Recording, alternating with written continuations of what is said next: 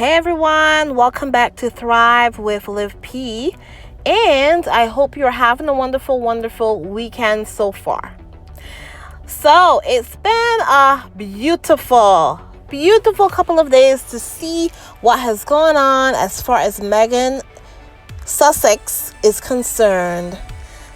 I mean, I don't even know where to begin. I don't know where to begin. Well, you know what? I'll begin with this. Meghan's show, With Love Meghan, is a bona fide hit on Netflix. And her show will be coming back for a second season. It's probably already filmed, apparently, or they were filming it all along. However, whatever, the point is, it is, and it was in the top 10 in the first day or two. And now it's probably like in the top 5 in a lot of countries as well. And it will probably continue to grow because the show is actually really good. So I'm going to do an overall view of this show, With Love Meghan. I'm going to do an overall view of, because I've watched all 8 episodes now. And of course, I'm going to go back and watch them along the way again. And you know, sometimes every once in a while, guys, you know what I do? I go back and I watch Harry and Meghan documentary. Yeah, when I have time, or if I have time to kill and it's a sucky day outside, I do that. But today is not a sucky day outside. It's beautiful, sunny. A lot of melting is going on. And yeah, that's how it is over here where I am. I hope it's good wherever you are, guys. So let's begin. Shall we begin? So guys, the first thing I want to talk about With Love Meghan is the fact that she had a lot of amazing guests on her show. Okay? She had the likes of Roy Cho, who is a California-based or cook, chef. He wrote cookbooks and all that, and he's California-based. And that episode that he's in, they actually had a good rapport. I mean, it was actually kind of funny. I think, you know, two of them had a good rapport together. And she had Mindy Kaling on. I'm sure you heard about that. And Mindy is always fun. And I think they also have a good chemistry as well. And of course, there's always controversy, guys. You know, like as Mindy said, whenever she and Meghan do anything together, she said this on The View, that there's always something.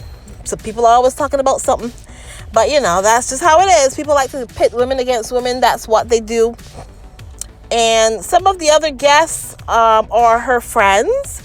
Nacho's wife was there as well. She was on in one episode, and she also had Abigail and a couple of her friends like that. And she had Daniel Martin, her makeup artist. And I mean, right at the end, Harry and Doria did show up for the finale episode, and it was beautiful. I mean, I must say,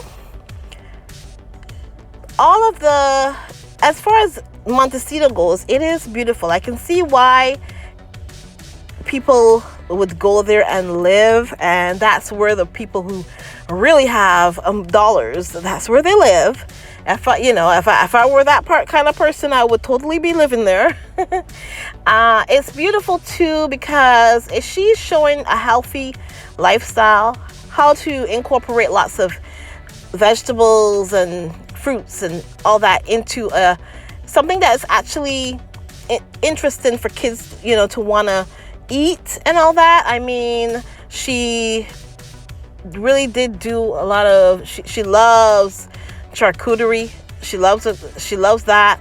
She really did show a lot of healthy stuff, you know, to eat, and a lot of delicious stuff as well.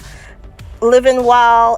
It's all about living well and living healthily. I mean, she went on a hike. We got to see our little beloved guy who passed on, as we know, a couple months back. And I thought the show was beautifully done. And the thing I also loved, guys, every once in a while you get a sight of the train that goes through the mountains of Montecito. And I thought that was really beautiful. And I also love the music of this show. I loved the music because, you know, one time what I did, I was doing something where I couldn't watch, but you know what I was doing? I was listening. I was listening to the show, Meghan's show with Love Meghan. And let me tell you, if you ever are in the situation where you have to use your hands and you have to be like, if you're working or you're on the computer or something, you're working and you can't watch the show, try listening to the show and you will see it feels completely different because the music is so infusive and the music is so, like, the music is a whole different part of the show. And I was listening to someone, like another a squatty channel earlier, and they were kind of talking about the music, and you know, like, they thought it was kind of, you know, so everybody doesn't like a lot of the music. Personally, I loved it. It was a lot of like 60s and 70s music. It was a lot of folksy type music. I really enjoyed that. And I mean, one of the better episodes, they were singing, they had the song Sugar, dun dun dun dun dun, honey honey. I actually love that song. I guess I'm just one of those people who love music. I love music, so anything to do with music, I'm there. So I have a very wide scan of the music that I love. So I love music from the 50s, from the 60s, the 70s, the 80s, 90s, 2000s, all over. I have a wide palette when it comes to music. So I really actually enjoy the music that the music that's on there. So I thought it was great. So I had no complaints as far as the music is concerned. I loved it. Just like how in Harry and Meghan, the documentary of them, I enjoyed the music in that one as well. They're really good when it comes to choosing the kind of music they want and all that. I thought that was interesting and I thought that was great. I appreciated that a whole lot. So, yeah. And yeah, I mean, guys, Meghan now has her stuff as well, her products available. I don't know if they're available as yet, but they are on the website. You can go and take a look and decide what you want to get. I think I want to get the shortbread cookies. Is that the rather if somebody else bakes the cookies? But the truth is, though, I actually love to bake from scratch. So I don't like box cake or anything like that. I like to bake from scratch. So that's just my thing. I like to bake from scratch because it tastes better. And it's also, you can make it this consistency that you want and all that. And so, yeah, I prefer to bake from scratch. But hey, when it comes to shortbread cookies, if Meghan's going to make them, I'm just joking. I know very well. When everything is getting, so it will not be, Meghan will not be making us, she will not be making those if they are mass produced. No, she will, you know, we will not have something that Meghan made personally. But hey, the point is it has her name on it, so that is good enough for me. So yeah, guys, I'm actually excited about this. I'm so excited about the second season. I want to see who she's gonna bring on. I mean, it's like a wide range of guests. It could be anybody. It could be anybody at this point. But one person that I have said I want to see, and I've heard other people say as well, is Mama Doria. I would love to see them in the kitchen cooking together, and Mama Doria cooking maybe something that she cooked when Meghan was, you know, when Meghan was a kid, or something. I don't know, or some Raglan's family secret cooking methods or something. I don't know. There's got to be something. There's got to be something, some soul food or something. I don't know. But yeah, But I'm looking forward to season 2, guys. And you know what I would really like as well? I would like that Meghan would do, and I've heard some other people say this as well, I want her to do a Christmas special.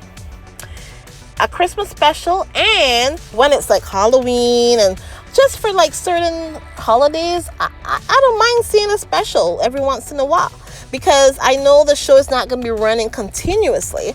But what she can do is maybe do a special for like Halloween, how to decorate and stuff for Halloween for the kids. And then one specially for Christmas. That would be amazing.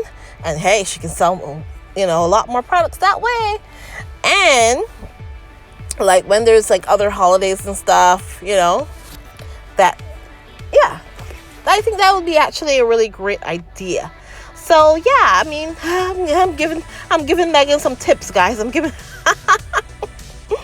Meghan tips. So now let's talk about the cray.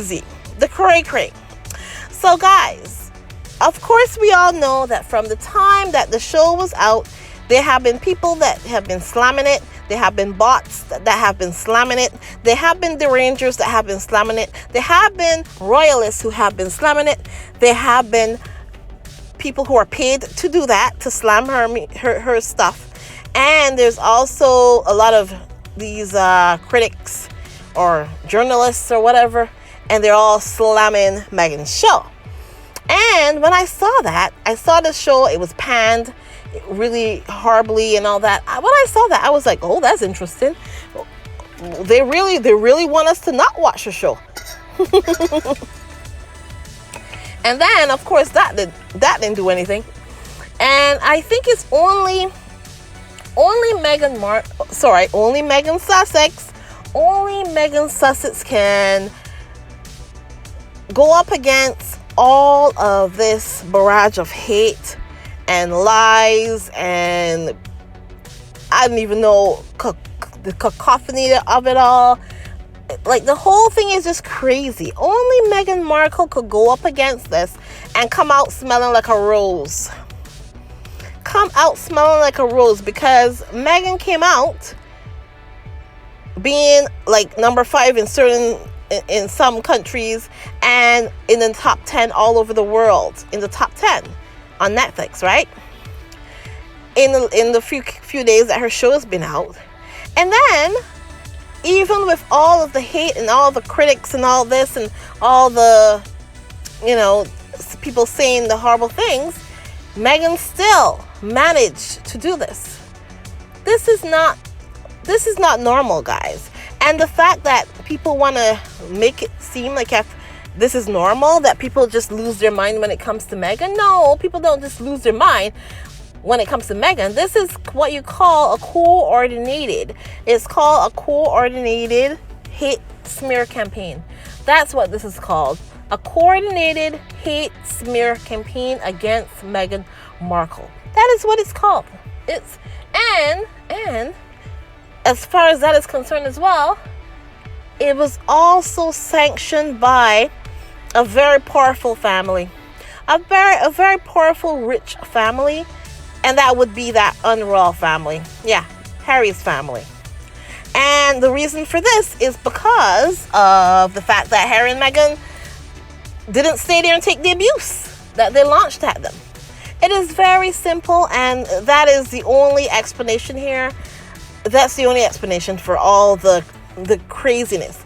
And I watched The View and I watched other regular media trying to understand, and they'll be like, oh, people just go crazy when it's Meghan Markle. No, they don't.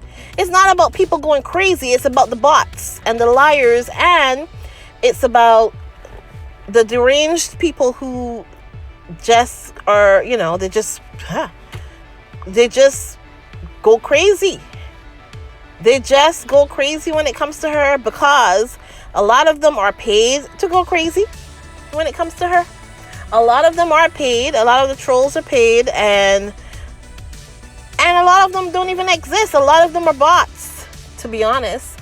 So yeah, it's a lot of things. But in my opinion,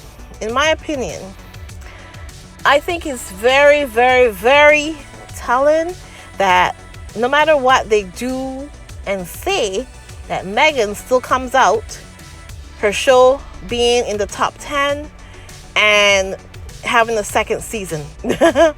I mean, that's just how it is. I mean, you can try all you want, but Meghan is succeeding.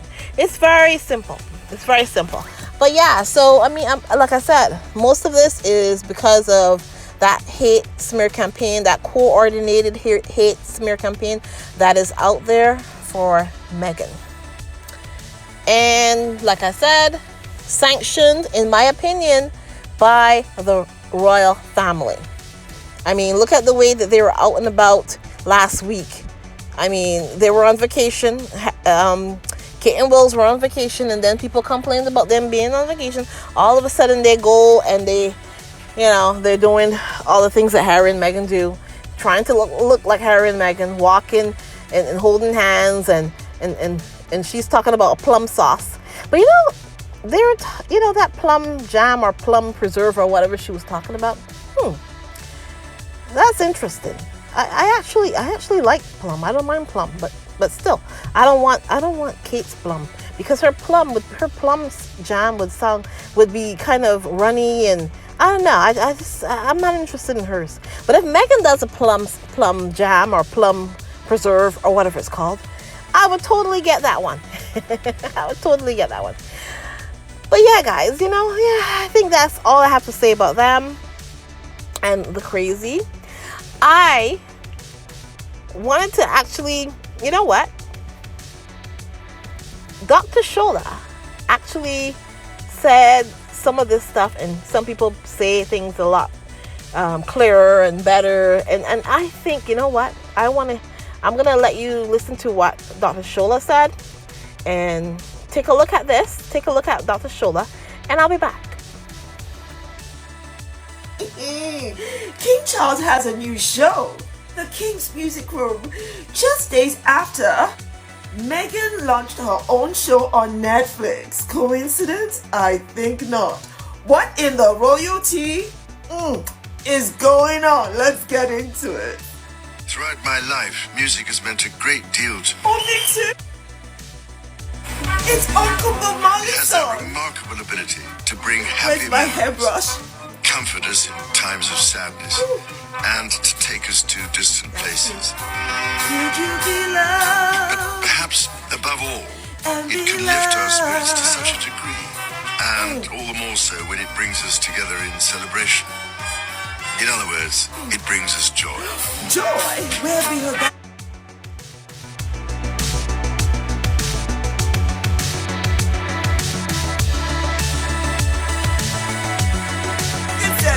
Since Meghan announced her show, all the media vultures, you know them, the ratchety, raggedy, royal wannabe vultures, have been out trying to assassinate her show, mischaracterize her, use all kinds of nouns, pronouns, and adjectives, and now you get to watch them praise him for everything they accused her of.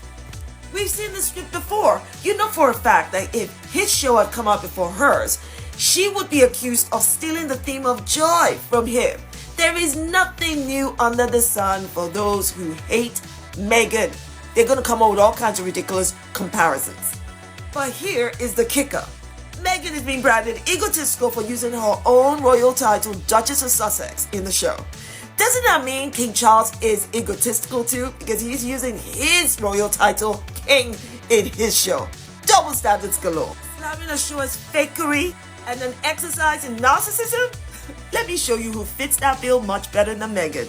Yeah, I'm talking about King Charles. Like we're all meant to believe this is his personal playlist as he listens to it in the King's Music Room. And that his eclectic musical taste includes Afrobeats, disco, reggae, 3 genres rooted in black music, black culture. Please. This is where the bull meets the shit, because it's bullshit. This is all about King Charles's public image and reputation. This is King demonstrating his kingship over Commonwealth countries and showcasing music from his subjects. That's all it's about. This isn't his personal playlist. I mean, would I care if King Charles wanted to showcase music from across the Commonwealth? No. by all means, do it. Everyone loves music, do it. But do not lie to us telling us it's his personal playlist when it is not. Because we can see through that. It's not an accident that they focus on Afrobeat, reggae, disco in the way they sell this message. Because it's always about white exploitation of black music, black culture, and anything blackety black. So yeah, that's narcissism, egotistical, and fakery all wrapped up in this PR stunt about King Charles. While some of you want to dabble in believing this BS PR stunt, Davido says best where I stand. I'm unavailable. Them know they see me. Hey, I'm unavailable for bullshit. Them know they see me. I mean, to be honest, my issue is not with King Charles. My issue is with the hypocrisy and double standards that surrounds what Meghan Markle does versus what other members of the royal family do. I mean, we know someone is writing the notes for King Charles. We know someone compiled that playlist for King Charles. Just tell the truth. Be honest. That's fine. You don't have to lie about it. And use the same standard for both. That's all. Yeah, isn't that weird, guys? What do you think about that? What do you think about the fact that that man that y'all call a king is trying to compete with Meghan, his daughter-in-law?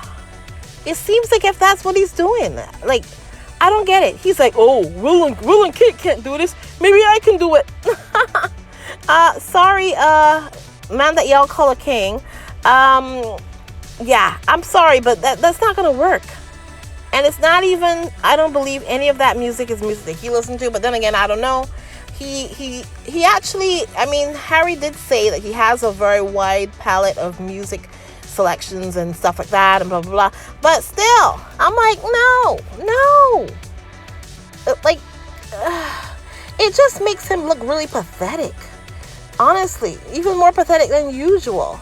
Why are you seeming to try to compete with your daughter-in-law? And then another thing as well, the last time they had this someone came on and said, we also have preserves at the palace. The duchy also has preserves, jam preserves. And like, they're competing with Meghan. Why? They kicked her out. They told her to go and make her own money. She went and she made her own money. I mean, guys, technically that's not what really happened. But kind of it is what really happened. They cut them off. They wanted them to come back begging, but that wasn't happening. So that is pretty much the same thing. But yeah, like, guys, why? It is just nuts to me that this man in his 70s is trying to compete with his son's wife and the mother of his grandkids. Like, what? Anyways, this is pathetic, but there you go. That's what I think about it. But anyways, guys, you know what? I'm going to leave it there. Please remember to like, subscribe, and share.